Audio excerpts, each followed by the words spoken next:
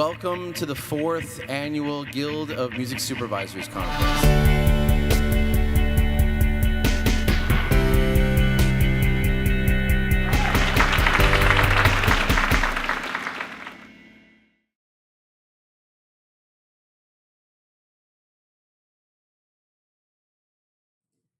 Great, so I have a music department of 3, and we literally have one person dedicated to ingesting music.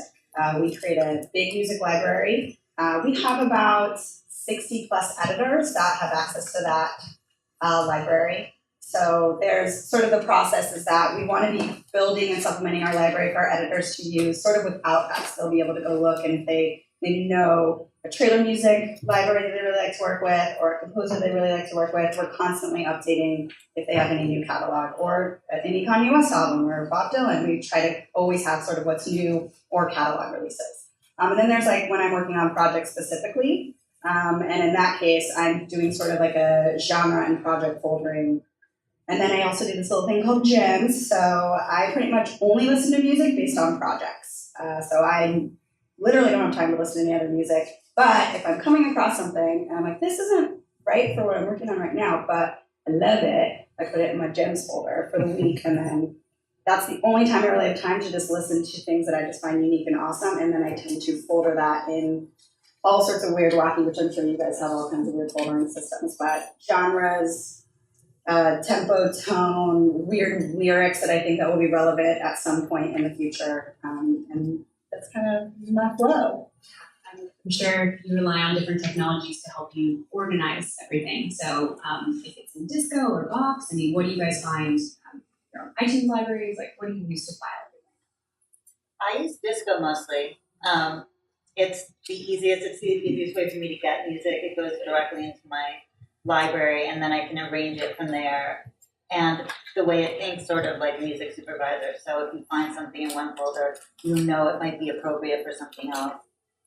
But it saves me so much time in having to go through, download, and drag into things.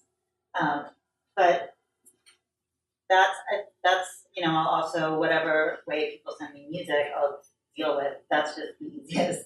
But we transfer links. I get Box, Dropbox, all different ones.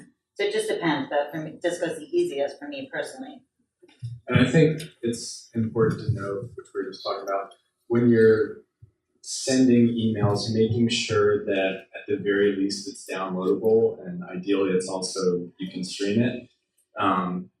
Because like Anne was saying earlier, basically we want, and we don't mean this in a mean way, but we want as little back and forth as possible. So if you send a SoundCloud link and we have to write back and say, can you send a download link? And that just, the chances of us responding to that or then being able to file away that music, basically you need to make it as accessible as possible. So sending a download link is real. And every supervisor I think is different. Some people prefer Dropbox and this and that, but I don't think it really matters that much. And just making sure that also, I don't know if we're going to get into this, but tagging with metadata. So if you don't know the publishing or the splits, or if you know the splits and the percentages, as much information as efficiently and concise as possible really provides the best opportunity for us to.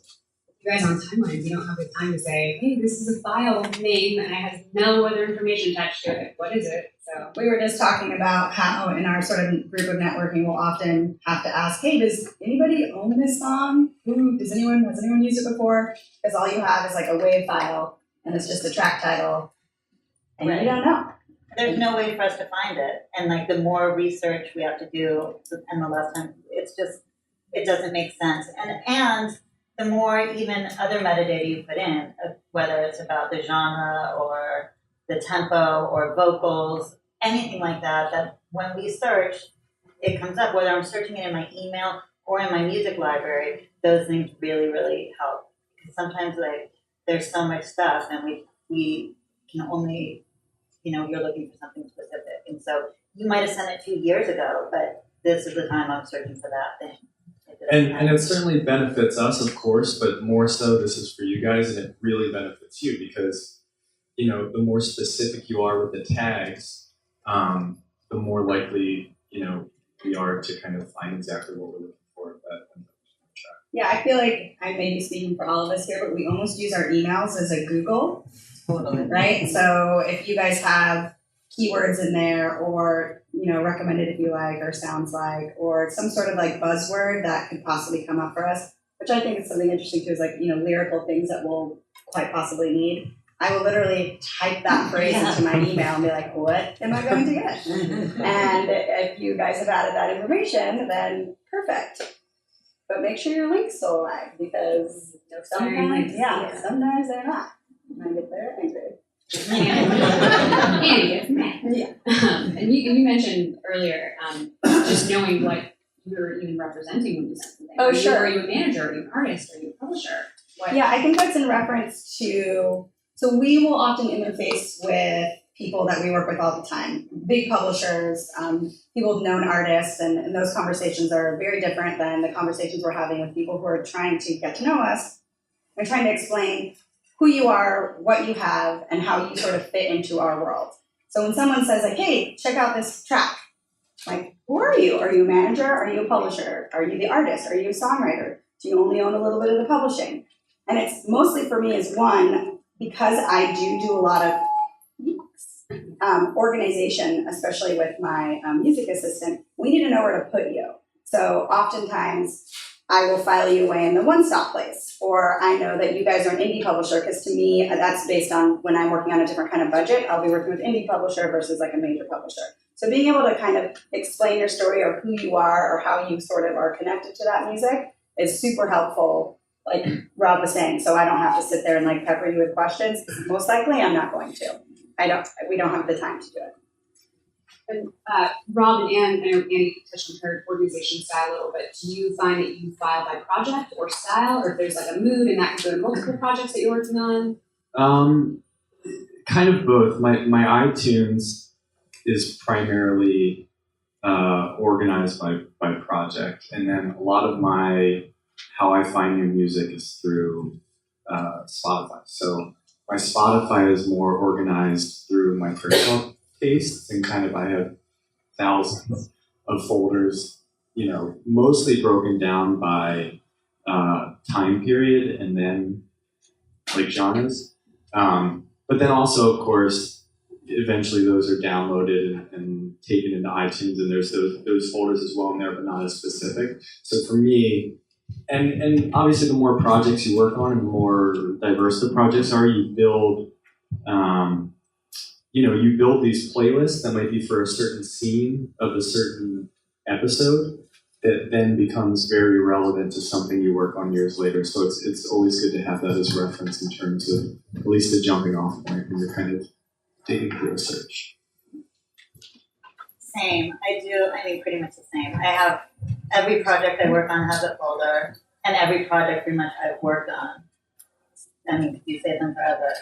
And then within, I have folders for every episode, and then so it will say like episode 6, Lip gets a blowjob or something like that. And then the songs from that might go into other folders as well, like upbeat action cues, or I don't know. There's tons and tons, but I might know that kind of folder it might be like just a folder I always go to because I'll know it's like quirky, offbeat songs or something like that. But I try to not only drag them into as many folders as are appropriate. So there are like depressing montages. Yeah, I do that for sure. Yep. And also I'll try to remember to tag them, like on my own, put in my own tags so that I know whatever keywords are good for me. So as much metadata as you guys put in, we do it I'll put it into, and one stop, you get clear, things like that. So with folders and folders, I mean, you can just scroll. Yeah. Like Annie said, using your email like Google, like putting those terms in the email, like one stop or the style. Yeah. Mm-hmm. I forgot to mention, I use SoundMiner. I don't know if anybody here uses SoundMiner. Does anybody else love the blessed, lovely world of SoundMiner? Yeah. It's a tough one, but once you get past it, it is wonderful. But I suggest you guys check it out. It's so hard. Take us through the process from when you receive creative direction on your projects and when you translate that into a search or a brief, or an individual reach out. If you don't do searches or briefs, that's another thing. I think people can assume that you all do that or have a state master list. How does that work? Yeah, I think there's a misconception sometimes. We often get emails, can you please add us to your, brief search thing? And we definitely, I don't have like a document that's like, this is my brief search document. And I think that, again, every supervisor is different and certainly every project's different.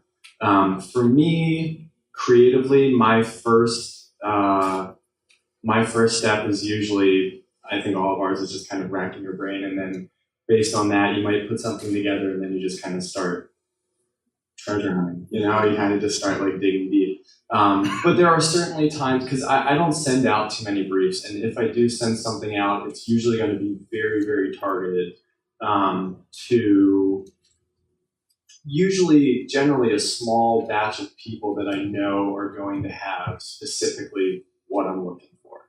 So for something like, I work on a show called The Bold Type, and for that, we use very, very up-to-date pop music. So sending out a brief at the beginning of the season is super helpful for me because I'm getting a lot of stuff that's not out yet. So that's probably the main way I use a creative brief, is to say, do you have anything right now that's not out yet and will be out in the next 6 months that's available to license? But yeah, when I'm sending out a brief, it's usually very targeted. I'm generally as specific as possible. I think the more specific, the better. It's kind of like, you'd rather be overdressed for a party than underdressed. So I'd rather someone come back to me, which I've actually had people say that and then I'm like, someone once told me I sounded like an asshole in an email because I was so detailed with what I was looking for. But I was like, well, I'd rather, it's about the same as when you guys are emailing us. It's about the transparency, and it's about being as detailed as possible, so there doesn't really have to be a back and forth with questions to clarify things. To expand on that, you may not be Rob being an asshole, it may be his showrunner or director that's being super cranky, or your client who's like, I need it to smell purple and it needs to be crunchy, and you're like, okay, figure this out. So it's not always us, we're sometimes the messenger. Just like you guys are the messenger a lot of the time too. Please be more compassionate with me. But yeah, and then I generally start with like my iTunes and then my Spotify, and kind of stuff that I've downloaded from blogs and stuff, and kind of start to build that playlist from there. And then, sometimes you send 5, 6, 7 rounds of songs and you're not quite getting there, and then maybe you send out a brief. I don't want to say it's like a last resort, but sometimes but it can be useful when targeted. Yeah, again, you talked about dividing the submissions into departments. There's the people that you know and trust and sorting through their music. So you have to think, if I'm even choosing this many people to be sending music, they're sending this many files each. And then there's also the submissions from people that you don't know. So that's time that you guys are going to running that. And when people don't pitch what you're asking for, that can cost you time and money. You're talking about that, right? Yeah. If it's a particular year. And it's also, it's just as, in terms of building relationships, it's just as important. It's even more so important to me. If I ask for something and you say I don't have it, that means so much to me. Absolutely, Rather than being sent something, or if I'm looking for, if I'm looking for like authentic vintage folk from the 60s, and you send me something that's library that sounds authentic and vintage but actually isn't, and I've used authentic vintage to a redundant point to just stress the point, that hurts the trust and the relationship and the dynamic. I would, if you don't have it, that's okay. Like, that's totally cool, and I think most of us, probably all of us, would much more prefer that than. And if you have like a wild card idea, that's always like fun too. If you're like, oh, we don't have that, I do hesitate to say this because it has happened. It's been awful, but at the same time, but if it's like a creative idea and you send a song or something, that that's cool too. But being straightforward, I think, just as we've been with you, because we're generally, we're just as transparent as we can be as well. And I think that's a big part of building the relationship with the pitchers. I was just telling Kristen a story that we had to send out a search. We did a key match to something that we were trying to bridge between, and someone sent us a song and said it was in a certain key, and we were cranking and we didn't check it, and the editor cut it in, and it was the wrong key, and wasted about 4 hours of their time. And then I was at the office last night till midnight, and my editor is now billing the client overtime at the office because we have to completely replace everything. So it's probably a $15,000 mistake on their behalf. So that can happen. It does happen. And guess what? That person's probably not going to go search again. Lo siento. But as a pitcher, we appreciate those detailed briefs because it'll say, it has to be from this time period or this BPM. Like, the more detail that we get, the more we can sift through what we're sending. Yeah, that's all. We should have checked the key, by the way, so mom, just throw that out there. Self-responsibility. What would you say is, what'll catch your attention when someone's pitching something? What's something that will automatically turn you off when you're seeing it in an email subject, or kind of like do's and don'ts for just general music submission people are sending? I think for me, obviously, I think we tell this to bands too. It's obviously your business and you want to treat it as such. So,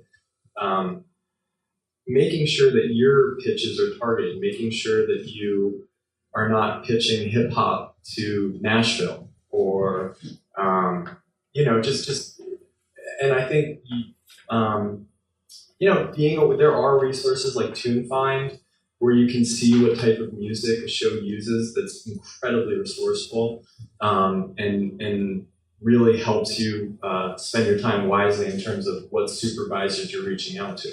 Because your catalog might not be appropriate for every supervisor or for every show, and that's okay. And I think, just being as personable as you can, having a somewhat casual dialogue without it being obviously too casual, but also, it doesn't have to be incredibly businesslike. I think just opening up with a dialogue, showing that you have researched the project and what you're sending is whether it's appropriate to the taste of the supervisor or, and I think that's another thing is like following supervisors on social media and stuff, I think is incredibly helpful. And I've had people send me stuff based on like, oh, I saw you, tweeted about this song. Like I have something similar to that. And that really has been useful in just knowing how supervisors, where their taste lean. And then on the opposite of that, I think, emails that are clearly copy and pasted in a way that just feels disingenuous, or I get called the wrong name a lot, whether it's like Robin or Phil or whatever it is. Like Rob is 3 letters. I think the bottom line is just kind of approaching it like a business and like a relationship that you're looking to build and putting in the time and research. Because honestly, taking an hour to research a couple supervisors and emailing them is going to go, and let's say you email 5 supervisors, it's going to go so much further than taking an hour to blast out, 100 supervisors and not really putting much time and effort into it, because those are all just going to get deleted. But, I think that the more, it shouldn't be too personal, obviously, but I think like the more you kind of put yourself in one another's shoes, it becomes helpful. Yeah, to expand on that a little bit, I think like things that you guys are noticing that we're talking about a lot is time. So the way I think of the people I work with musically is like, you guys help me do my job. There's no way I can listen to every song ever. I can't do that. Like, that's what your guys' job is, and you help me filter through that. So when you can help me by knowing what projects that I'm already working on based on, like you said, following you on Facebook, and you've noticed, oh, Annie posted these trailers. She's probably working on those. Noticing that it's a teaser versus a trailer versus a trailer 2 versus a trailer 3. If I just posted a trailer 3 and you send me music for that, there's no more trailers. This is the third trailer. We're not doing that music anymore, right? So like kind of being cognizant of those sorts of things. But there's so many resources out there to know what films are going on, what TV shows are happening, what kind of music. So doing some of the thinking for us because we just don't have the time to do it. And we want to establish a relationship and a trust, and something you can build trust is by saying like, hey, Rob, I know you work on the Bold type. I found this cool artist that's really similar to that one song. What was that awesome song? I can't do one. Oh, no. That way. It was awesome. It was so cool. But you had something similar, you heard that message. And so he sees it like, wow, this person really thought about it and kind of did my job for me a little bit. Like, cool. Snag it, boom. Like, that is a great way to do a cold email if you've thought about what we're doing. So you're literally helping us. And then I like you.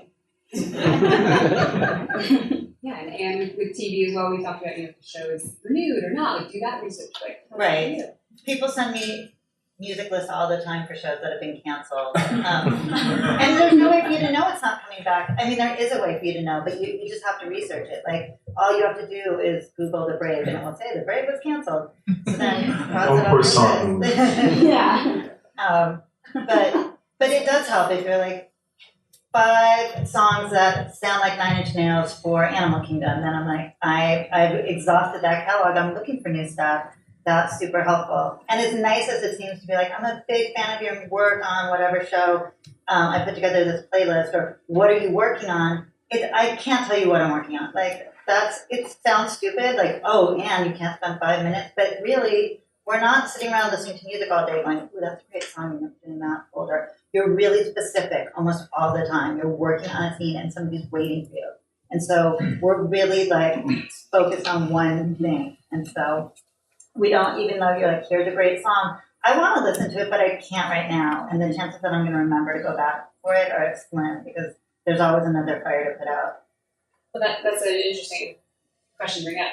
How much time per week do you listen to music that's not for a specific search? So you're not just sitting around listening to playlists all day. It sounds like For like 40 minutes while I work out in the morning. yeah. I make it a point. I mean, we'll see how long it lasts. But I mean, I do make, like I got into this because of my passion for music. And I find that if I'm not listening to new music and feeding that hunger for finding new things, that it starts to feel like a job. And so I try and carve out like at least 2 to 3 hours on Fridays when new stuff comes out. But it's hard. We don't really have 2 to 3 hours, like and then you generally end up working on the weekend and stuff bleeds over.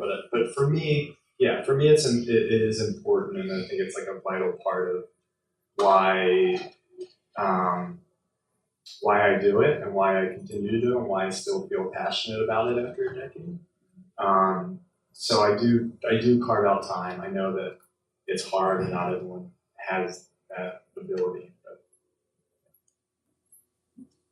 And in terms of when you get submissions, is there a certain number of songs you prefer to get, an amount of songs?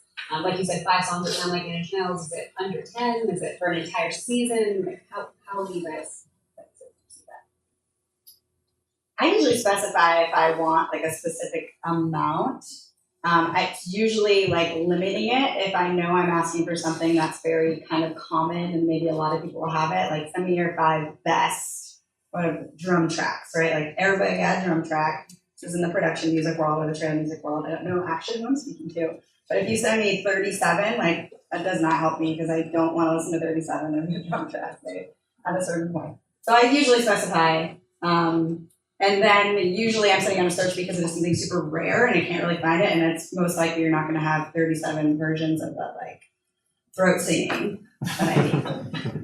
If I send out a search and I'm looking for something specific, I'm kind of happy to get however many songs back because it's something I clearly don't have and I'm looking for. So if you have 30 of it that I can put and organize and store away into my folder, then I'm better off for it, I guess. I mean, if they're horrible songs, then that's not great, but yeah, it depends on the situation. If at the beginning of a season we're looking for a bunch of music for the show as a whole, very different than like, hey, I'm stuck on this, I have a montage and I need this kind of, then, send your 3 to 5 or 1 or 0, but yeah, don't overload us. We touched on metadata briefly, but just to get deep into metadata. Do you delete submissions that don't have full metadata, partial metadata, and what keywords are absolutely essential to include what information? I don't delete them. I usually don't check, I think. I think by the time I realize they don't have metadata, it's too late. Yeah, I mean, I don't delete them. I mean, I think the essentials for me is just like, the label, the publisher, and even more so than that, like an email, like some sort of contact information. Because sometimes there's a label and you're like Googling it and you're like, does this label exist? So I think that, and then of course, like, if it's one stop, if there's splits, who owns what, I mean, obviously as specific as possible, but at the very least, some sort of contact information. I don't delete it if it does, because I don't check when it comes in, but I won't send anything to a picture editor or a producer that doesn't have metadata. If they pick it and I can't find you, or I don't know who, I know you own the master, but I don't know who owns the publishing, I can't pitch it. So I'm not saying that if you're a record label, you have to put the publisher, it's helpful, but the more information you put, the better. I think we talked about, avoid the back and forth and have as much information up front, so you guys don't have to ask for it. What about clean versions, instrumentals, different versions all in one place, or would you reach out for it? How do you guys feel about including it all? I'm probably a little different. I most always need and want to know if there's an instrumental, because when I'm working in cuts, like there's going to be so much dialogue that if we have to have an instrumental, we don't have it, we will most likely not use it.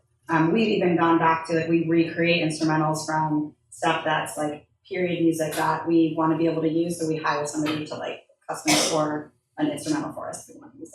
So got an instrumental, please send it. I used to not as much, but now I feel like I use instrumentals so much along with the vocal version or just anyway. So yes, if you have it, send it, or saying the metadata instrumentals available. Yeah, I go so far as we use stems a lot too. So if you have that stuff available. Oh yeah, acapellas. I want that hi-hat. I want that flute solo.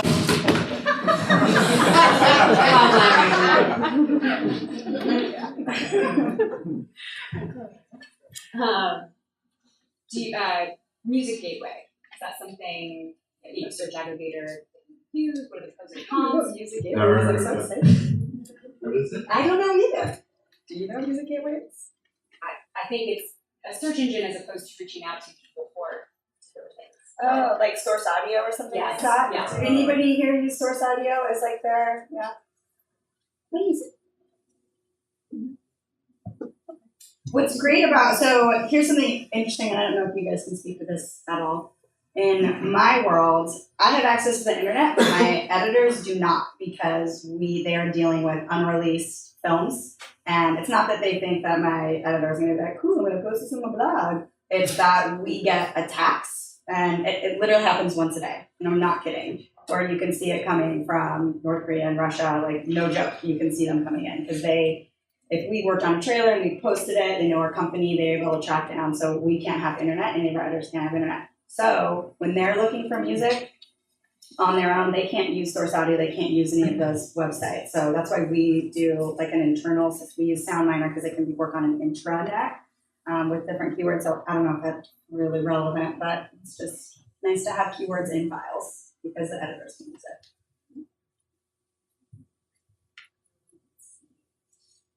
I think we talked about, so we talked about how much music you're seeing in one day. How much would you say is split between the people that you know and trust and then new people introducing themselves, percentages maybe? Or would you say it's half and half? Or Depends if it's a week that someone sold all our email addresses. how often are you guys dealing with that? I always know because I have Yeah. I get them at my personal email, and that's when I'm like, how'd you get that one? Maybe every few months. I don't know, twice, 2 to 3 times a year. Yeah. I But say it happens twice a year. yeah, generally speaking, I mean, maybe it's 50-50. It's hard to keep track, to be honest.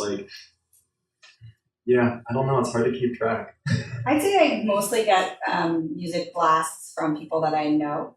And maybe like, just like if we're talking about a week, maybe like 10% of the time it's sort of like new, interesting, but I'd like to think it's because I know everybody already, so. But no, probably I get quite a few of the cold stuff, but it's not overwhelmingly a thing, right? Yeah, I think I get It is for me, overwhelming. yeah. Very overwhelming. Do you have just advice for those seeking to rise above the noise of the volume of the music that's coming in? I mean, is it an email subject itself? Is it project by project? Is it including multiple projects in one email that you think could work? I think it's just, I mean, so much of it I think is timing, because it very much is like, I'm looking, and it's happened, and it definitely happens where it's like, I'm looking for this very specific thing, and an email pops up, and, they have, vintage Cuban music in the 60s. It really does happen, and I think it's important to not necessarily be discouraged, because it's not like we're ignoring you, because we're generally treating people that we know kind of the same way in terms of, it all, for me at least, it all kind of goes into the same folder, and that, like you talked about, that becomes kind of my search engine, and if and when I need to go there, and if I need something specific, and one of your emails ends up having a tag with that specific thing, and I'm sending out a search to 5 people, then you'll be on that search. So I think it really is a timing thing. I mean, we all work on so many different projects with so many different needs that if you're only specifically blasting out, you represent hip hop, and I'm not working on anything that needs hip hop at the moment, I'm really probably not going to engage with that email. Yeah, no, I don't But it want will to be stay so. there, and Yeah. then I've searched Latin hip hop and then gone through all the people who have sent it to me, and like, it happens all the Yeah. time. Yeah. And you could have sent it to me ages ago. It's not a bottomless hole. Like it does exist, and there are projects and scenes and moments that it will become relevant. So. I would just reiterate that I'm engaging with my music clients for help.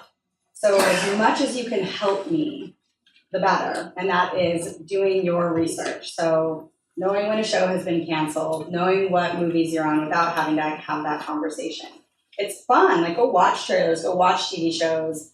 When you're watching, Shazam a song, so they get the Shazam little numbers. It's great for them. You guys have it. You can purchase songs. It's awesome. There's never been a better time, and we've had more resources now than ever Ever, before. right. And that's just really very helpful and on top of it is a timing thing. So if you've done your research, you know that I'm working on a certain movie or that Anne's on a certain TV show, and it just pops up, and it's just, you have solved a problem that we have. And we're like, yes, that's amazing.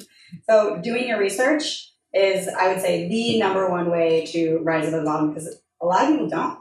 They just don't do it, and they're just sending you their music, and it just hits a big old atmosphere of all the other music, and it doesn't stand out, because to us, we're looking like this, and you're looking like this. If you come meet us on that like little eye hole, you'll find us. And I do think, to reiterate kind of what we talked about earlier, I think a lot of people, they don't do their research, and they tend to just kind of, throw a bunch of shit and see what sticks. And really, it should be more, your time and energy should be more focused into researching some specific projects that you really do feel passionately that your music is good for, because that's and I think the passion too, like, does translate. And I think being able to effectively pitch something specifically for a project that really does make sense is much more useful in building relationships with supervisors than just kind of sending out generic whatever that you sent out to 500 people. Tips for rising above. I agree. But I think we've been saying it also the whole time. I mean, as much information as you can give us, the better. Like, we're not just listening to music all day. We have to research songs, we have to read scripts, we have to go to meetings, we have to watch scenes.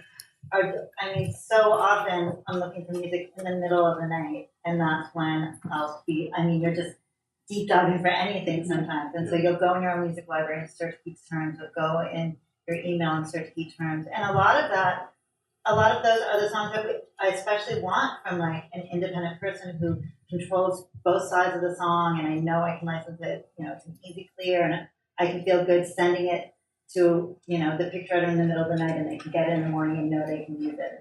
That's really helpful.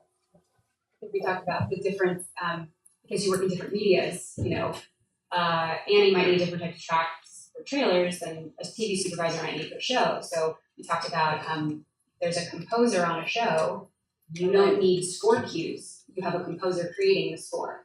But Annie might use cues in a different way. So that's another thing I think people can send things you may not need for the show because there's an in-show composer which you can find on IMDb Pro, or you can look for that information. So. Oh, I was gonna mention there's a Twitter feed called Trailer Beat. Y'all should follow it, and that basically will tell you what trailers came out and what trailer house did it. And if you find a trailer house, you can find out music supervisor on that. It's a nice little resource. Trailer Beat. I think there's a TV Trailer Beat now too for like TV spots. So that's a nice little resource. Twitter, not just for our president.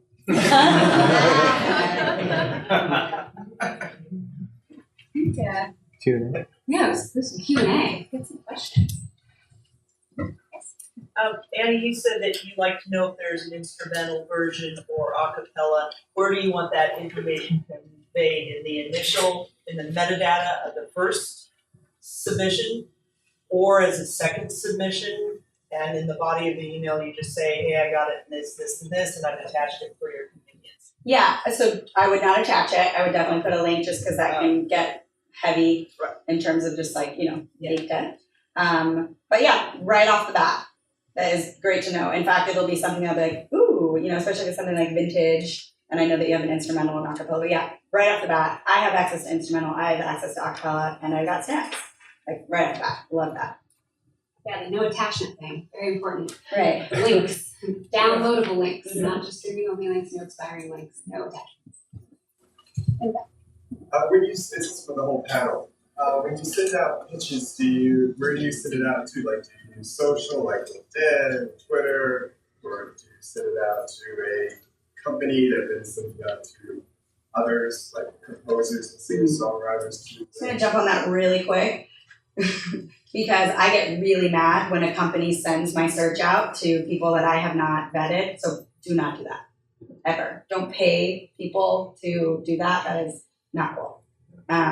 So if that's ever happening, you can let us know and we will crack that whip. Yeah, so if we're sending a search out, it's I think this is most people, but usually to a handful of companies or catalogs or whatever that we know and trust and worked with and know that they have what we're looking for. So it's usually to the representatives of that company who represents a catalog that we know is appropriate for whatever we're looking for. I actually just started. Well, I haven't started. I did the first time, so I have not got my submissions yet. Does anybody here use Taxi? Anybody know about Taxi? Can you raise your hand? Did but stopped. Huh? Did but stopped. Did but stopped. Okay, I'm interested in what people think about it, but it's I can send them a search, and they have, and I'm not even sure. Do you pay a monthly fee or a yearly fee? Yearly or bi-yearly. Bi-yearly fee, and they will send my search out to thousands and thousands of songwriters and artists, and you can get custom and spec music or whatever they have. So I just did it for the first time. I'll let you know how it goes.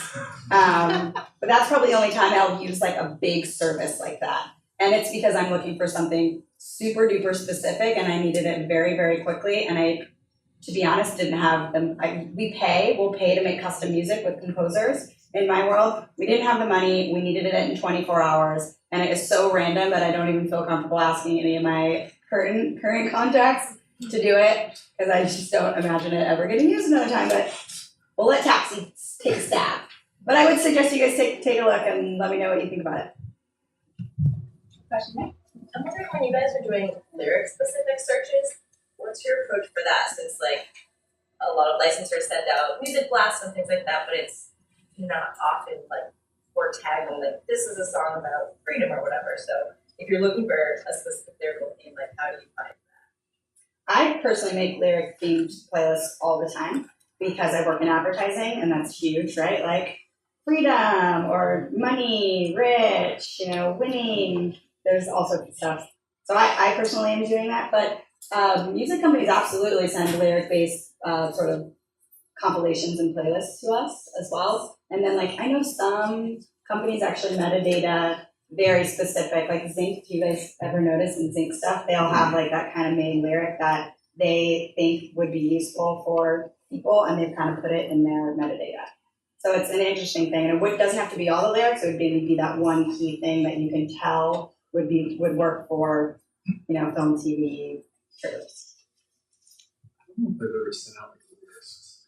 Maybe a couple times. Yeah. Well, I just did it once. TV trailers. Yeah. Yeah. Yeah, and TV, you almost never want to be on them. You almost don't want to say it. Sometimes when it just happens, you're like, whoa, that's funny, that just landed right there. But in general, we don't try to.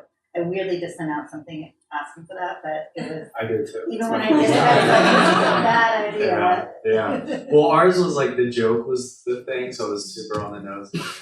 That's the funny part of it, I guess.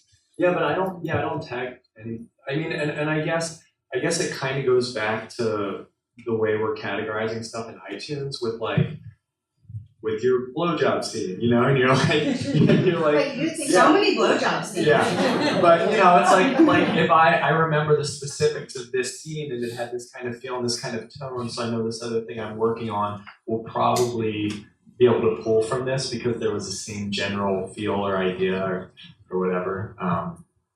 But yeah.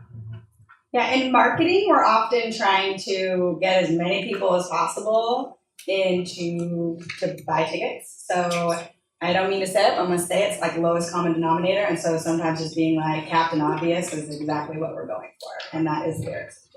Yeah. Yeah, with the cool shirt. Thank you. Cool shirt. I was just curious, if you guys send a search and someone does not have something, do you prefer a note back saying I don't have anything? Yeah, 100%. That's like We're not waiting. Yeah. No, I mean as opposed to silence. Like, would you rather someone does not fill your inbox? Yeah. I would Or say email you back and say thanks, but I don't have anything. I would say email back just because I mean for me at least I'm usually sending it to so few people, so if one of those 5 people doesn't have it, it's good to know that and good to know that I'm not waiting on I'll wait around. Yeah. Yeah, so that's a good one. Yeah, is it cool if you guys can talk a little bit about budget? Because I've heard, I know that kind of varies like from project to project, like in terms of how much like the songwriter, the publisher, or the master and the publisher are get paid. But I'm just curious because I've heard people tell me that like they got something in place and then they didn't get the upfront money until like 6 months to a year later. So can you talk about like exactly how long it takes for you to actually get paid for a license? One important thing to know also is we have no control over when you get paid. That it's not even a question for us. It's going to be the studio or whoever licensed your song. So like we get emails all the live on day about, hey, following up, what am I getting paid? That's we don't pay you. As one good thing to know. Yeah. Yeah, and it can take a while. I mean, if you're working on an independent film and, I mean, in theory, once the confirmation letters are sent, I think it's like 45 to 60 days or so. But because of that, sometimes, production will hold off on sending confirms so they don't start that clock. Because with an independent film, it might, you might be working on it for a year and then it plays at a film festival 6 months later and then it ends up and then it gets bought, but they don't get paid till a year later. So unfortunately, it can take some time. I mean, and even in TV, I know one of my shows in particular was like, I'm getting emails about a show that was done like 2 years ago, which is horrible. And I wish I could do something about it other than like CC all the people responsible in the reply. But there's just really no telling. I feel like maybe in advertising it's a little bit more by It's, the book? I mean, yes and no, I still think people take their time, but it's typically, and you can usually find this in a license request whenever you're sending, it'll tell you your sort of time frame. And it's usually air date. So what will often happen is you are licensing something, but it's not airing for a while. So it airs and then they've got the kind of time because things can happen. And you may have, yep, we licensed it, great, good. And then someone's kid comes in and is like, I actually don't like Led Zeppelin. And you're like, cool, we just paid so much money for this. Well, that's a sample. Yeah, or that's it. So things can happen. So oftentimes they'll wait it out until it's like, we're absolutely going to use that. And again, that's actually language that's typically included in a license. You'll see it. It'll say like, we gonna pay you, but it absolutely has to be used. Like this is no absolutely set dead thing that this is happening. So it has to like actually happen. And it'll most likely, like I said, the amount of days that you'll get paid. But it's usually studios, it's usually backlogs, and that's just kind of is what it is. But that is a not fun part of what we do.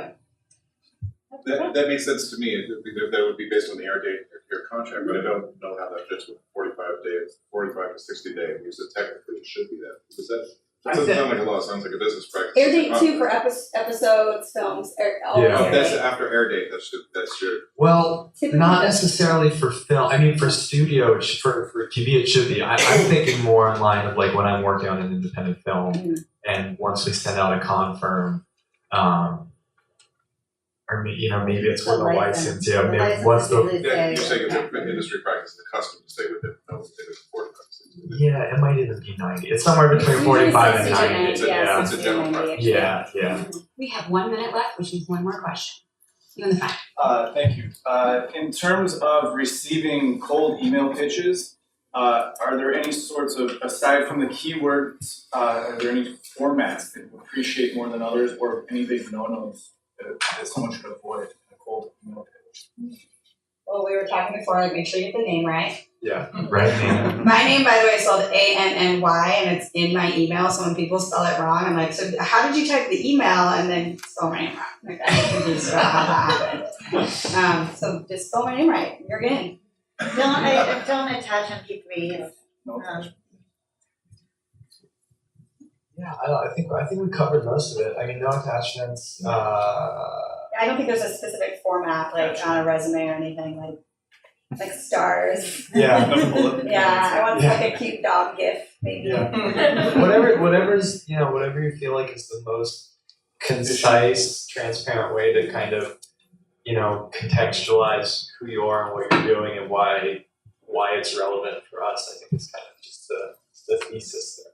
To wrap up, help Annie get through her 10,000 emails.